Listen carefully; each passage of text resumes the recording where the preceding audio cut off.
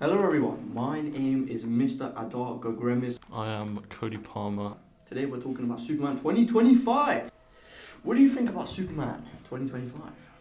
I feel like from this standpoint, it was the best representation of Superman we've had in a while. Because of many key points in the film.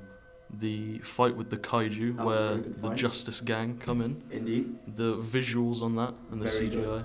The Green Lantern's effects of his powers from the ring, that was Yeah. actually done very good compared He's to... the most creative one. Yes, compared to the Green Lantern where Ryan Reynolds, that was not good. The way he uses the powers. I think, for the same reason probably, Superman 2025 was probably the best, or no, not probably, the best Superman movie, just purely because James Gunn has a brain, unlike Zack Snyder.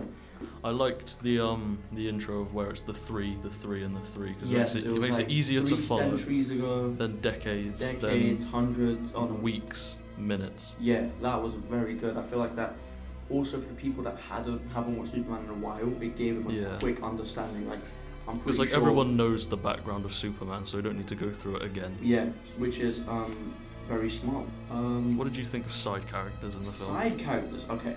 Lois Lane was actually done very well in my opinion. Yeah. Brilliant Lois Lane, by the way, because she wasn't just a love interest like with Henry Cavill. In the original one, the 1980s, they basically had her as literally just to be there for Superman. Exactly. She had no like character, she had no like and story. And that ruins the character of Lois Lane. Yeah, because she's just there.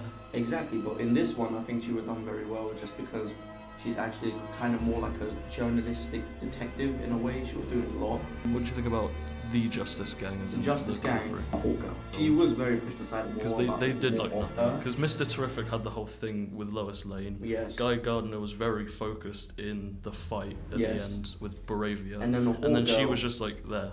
But I do like the fact that they made her kill the the president of Baravia. Baravia. I think Guy Gardner, we've never seen him in live action before. I believe he was done brilliant. Nathan Fillion, beautiful actor. Very creative use, because they always set up that like his powers were based on how creative he is. Yeah, and then in this one, like it just shows how much of a like goofball. It's just a silly guy. Yeah, because he just goes to he does like the middle finger when he flips over the cars. He just slides up from the ground. Like you could have made that a normal fist. You had to stick up that middle finger. Could have done anything. But it just shows his character, which is why I think James Gunn was done very good in that scene.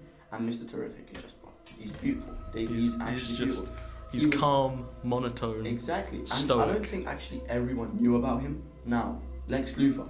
What do you think of Lex Luthor? How was he done?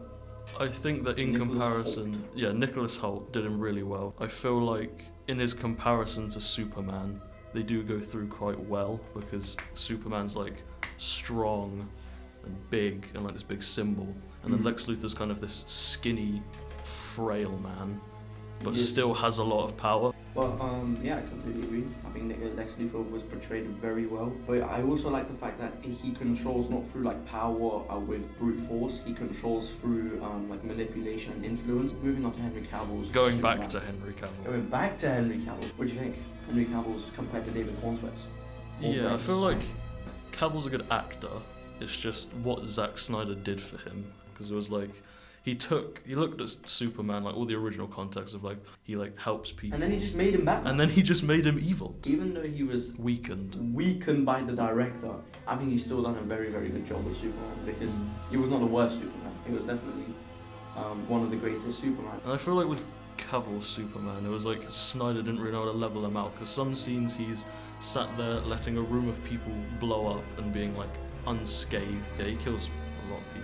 Which Superman doesn't do, by the way. Yeah, David Cornswear saving a squirrel from getting crushed. A literal squirrel. Right? And then you've got Henry Cavill sitting in a room watching people blow up. There's the suit design as well. You've got the new David Cornswear one, which is bright, the symbol's really big. I love the new suit. It like calls back to the really old one, and then you've got Zack Snyder's one, which is just dark, deep dark blue. Pastel-ish. A lot of people are talking about how they don't like the fact that the underwear is like outside. Have you seen the actual suit without the underwear? Because they were actually going to do it without the red. It just looks off. It looks so horrible. It needs to be there because it's like a break in the colour. But finally moving on to James Gunn and the future of the DCU, I'm so happy. Blessed. This is an amazing start for the DCU. Amazing start, James Gunn.